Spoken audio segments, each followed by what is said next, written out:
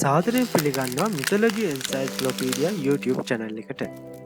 අද මම කතා කරන්න යන්නේ ටෙරි ගුඩ්කින් කියන ලේඛකයාගේ The Sword of Truth පොත්මාලාවේ එන ඉන්ද්‍රජාලික බලයක් සහිත කාන්තාවන් පිරිසක් වන විමර්ශිකාවන් සහ ඔවුන්ගේ නිකාය පිළිබඳවයි. Legend of the Secret TV series එක බලලා තියෙන ඔයාලගේ මතකයේ අලුත් කරගන්න අද වීඩියෝ ගොඩක් උදව් වෙයි කියලා මං හිතනවා. විමර්ශිකාවන් කියන්නේ මහා යුද්ධය එනම් ග්‍රේට් වෝ සමයේදී සැකයෙන් ඔබ්බට ගිය සත්‍ය සොයා ගැනීමට නිර්මාණය කරපු කාන්තාවන්ගේ නිකාය. මහා මායාකාර මෙරිට් විසින් ශ්‍රකියානම් ඉන්ද්‍රජාලික මෙවලම් භාවිතා කරමින් විමර්ශිකාවන්ව නිර්මාණය කරුවා. පළමු විමර්ශිකාව ලෙස සැලකෙන්නේ මැග්ඩා සේරස්ය. විමර්ශිකාවන්ගේ ස්පර්ශය එනම් ඇයගේ මායා බලයට යටත් වන පුද්ගලයාගේ නිදහස් කැමැත්ත නැති වී යන අතර ඔවුන් තමන්ගේ ජීවිතය විමර්ශිකාවට බාර දෙනවා. මධ්‍ය දේශයේ පාලකයන් ලෙස විමර්ශිකාවන්ව පිළිගන්නවා. විමර්ශිකාවන්ගේ නිකායේ නායිකාව මව්විමර්ශිකාව මධ්‍ය සභාවේ පළමු සභාපති ලෙස කටයුතු කරනවා. වසර 3000ක් පමණ මධ්‍ය දේශයේ පාලකයන් ලෙස විමර්ශිකාවන් කටයුතු කරා.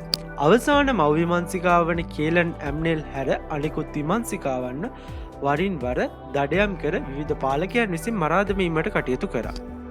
ග්‍රේට් වෝ එනම් මහා යුද්ධය අතර වාරයේදී මහා මායාකාර මෙරිට් විසින් අත්දා බැලීමක් මගින් මෙම විමර්ශිකාවන් බිහි කළ අතර මෙම අත්දා බැලීමට සිය කැමැත්තෙන්ම මැග්ඩා සේරස් ඉදිරිපත් වුණා. සත්‍යයේ සංකේතයේ විදිහට විමර්ශිකාවන්ව සලකනවා.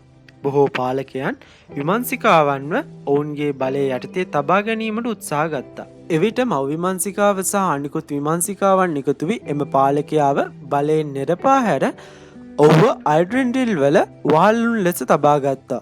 එලෙස වහලුන් ලෙස තබා ගන්නා ලද පාලකයන්ව විමර්ශිකාවන්ගේ බලය කෙතරම්දැයි විදහා දැක්වීමට මෙන් ඔවුන් යන සංචාරවලදී ඔවුන්ව වහලුන් ලෙසම රැගෙන ගියා. විමර්ශිකාවන්ගේ බලය ආදරයේ බලය ලෙස හැඳින්වෙනවා. විමර්ශිකාව යමෙකු ස්පර්ශ කළ විට ඇයගේ බලය එම පුද්ගලයාට සම්ප්‍රේෂණය වීමෙන් එම බලය මුදා හරිනවා. මෙලෙස යමෙක්ව විමර්ශනය කළ විට ඇය ශාරීරිකව දුර්වල වෙනවා. එම නිසා විමර්ශනය කිරීමෙන් පසු ඇයගේ බලය නැවත ලැබීමටත් ශාරීරිකව ශක්තිමත් වීමටත් යම් කාලයක් ගත වෙනවා. මෙම ප්‍රකෘති වීමට ගතවන කාලය විමර්ශිකාව තුළ සතුවන බලයේ ස්වභාවය මත රඳා පවතිනවා. ඔවුන්ගේ මේ පවතින බලයේ අඳුරු පැත්ත කොණ්ඩාර් තත්ත්වය. එහෙම නැත්නම් ලේවියරුව ලෙස හැඳින්වෙනවා. මම ඒ පිළිබඳව වීඩියෝ එකක් ඉදිරියේදී ඔයාලට ගේන්න බලාපොරොත්තු වෙනවා. විමර්ශිකාවන්ගේ බලය නිසා ඇය ස්පර්ශ කළ විටදී යමෙක්ව විමර්ශනයට ලක් වෙනවා. මෙලෙස යමෙකු විමර්ශනය කිරීමට අවශ්‍ය වූ විටදී ඇය තමන්ගේ බලය මුදා හැරීම මගින් ඔහු විමර්ශනය කරනවා. නමුත් ඇතැම් අවස්ථාවලදී නොදැනුවත්වම ඇගේ බලය නිසා යමෙකු ස්පර්ශ කිරීමේදී ඔහු විමර්ශනය වීමේ අවස්ථාද ඇති වෙනවා. නිකායක් වශයෙන් විමර්ශිකාවන්ට තවත් කෙනෙකුට ආදරය කිරීම තහනම් වෙනවා. මව් විමර්ශිකාව හැර අනිකුත් විමර්ශිකාවන් චතුරස්‍රාකාර මාල නෙක්ලයින් සහිත සරල කළු පැහැති ඇඳුමක් අඳිනවා. නමුත් මව් විමර්ශිකාව තමන්ගේ බලය සහ අධිකාරිය පෙන්වීමට සුදු පැහැති ඇඳුමක් අඳිනවා. මධ්‍ය දේශයේ දිගම හිසකෙස් සහිත කාන්තාවන් වන්නේ විමර්ශිකාවන්. මෙමගින් විමර්ශිකාවන්ගේ අසම සම සමාජ තත්ත්වය නිරූපණය වෙනවා. මොවුන්ගේ බලය නිසාම ඔවුන්ට තමන්ගේ හිසකෙස් කැපීමට නොහැකි. ඔවුන් තමන්ගේ හිසකෙස් කැපීමට උත්සාහ ගත්තොත් තමන්ගේ බලයේ තිබෙන ස්වරූපය නිසාම ඔවුන්ට ඒක අධික වේදනාවක් වෙනවා. එම නිසා තමන්ගේ හිසකෙස් කැපීමට අවශ්‍ය වන යම් මොහොතක් වේද ඒ විට තවත් කෙනෙකුගේ සහාය ඇතිව හිසකෙස් කැප ගැනීමට විමර්ශිකාවන්ට සිදු වෙනවා. විමර්ශිකාවන් පදිංචි වී සිටින්නේ අයිඩ්‍රෙන්ඩිල් වල තියෙන විමර්ශිකා මාලිගාවේ.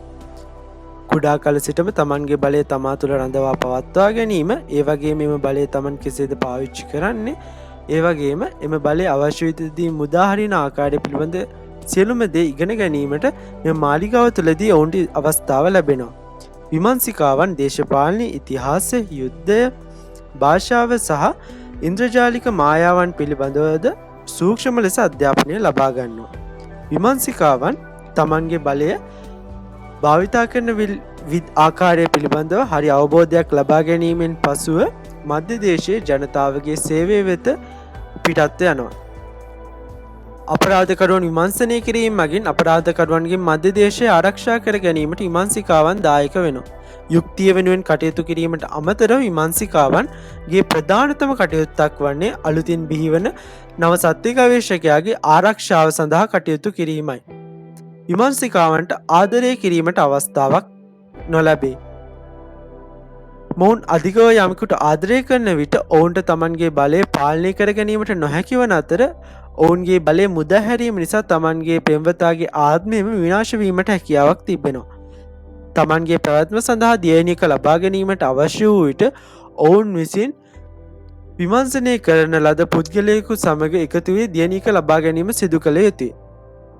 මං හිතනවා විමර්ශිකාවන් සහ විමර්ශිකා නිකාය පිළිබඳව ඔයාලට ලොකු අවබෝධයක් අද ලැබෙන්නේ නැති කියලා. වීඩියෝ එක පිළිබඳව ඔයාලගේ අදහස් පහල කමෙන්ට් සෙක්ෂන් එකේ කමෙන්ට් කරන්න සහ මේක තවත් කෙනෙක්ට වැදගත් වෙනවා කියලා හිතනවා ෂෙයා කරන්න අමතක කරන්න එපා. එහෙනම් මං අදට ගිහිල්ලා එන්න. ඔයාලට සුබ දවසක්.